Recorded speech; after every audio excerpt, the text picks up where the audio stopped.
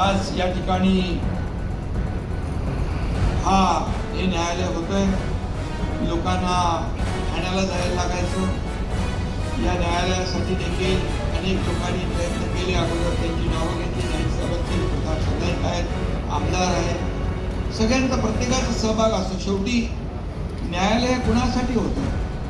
वकिलांसाठी, न्यायाधीशांसाठी नाही, तर सर्वसामान्य माणसाला न्याय मिळवून घेण्यासाठी न्यायालय महत्त्वाचं आहे.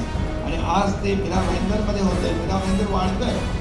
वाढत्या गरजा, वाढत्या शहरीकरणाबरोबर इथं कोर्ट होणं गरजेचंच होतं. आणि म्हणून मीरा भाईंदरकरांनी खूप वर्ष या ठिकाणी वाट पाहिली. परंतु 1760 विघ्न आली तरी सुद्धा आज या इमारतीचा ओक साहेबांनी शुभारंभ केलाय. याचा आनंद आपल्या सगळ्यांना. आणि म्हणून justice delayed is justice denied असं म्हणतात. परंतु या इमारतीच्या उभारणीला विलंब लागला असला तरी सुद्धा न्याय मात्र इथं फास्ट ट्रॅकवर मिळेल असा विश्वास या ठिकाणी. आणि मगाशी तुम्ही म्हणालात इथं आणखी जागा पाहिजे. युवक साहेबांच्या समोरच सांगतो, जागा इथे असेल. कलेक्टर आहे तिकडे, आयुक्तही आहेत आणि मंत्री आहेत. इथं जागा आपण त्यांना आणखी उपलब्ध करून दिली तर सगळे इथे तयार होते आणि ठाण्याला जाण्याची आवश्यकता पडणार नाही.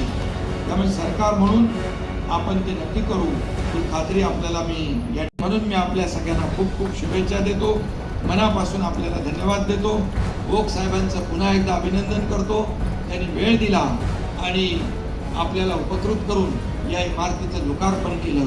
धन्यवाद. जय हिंद, जय महाराष्ट्र.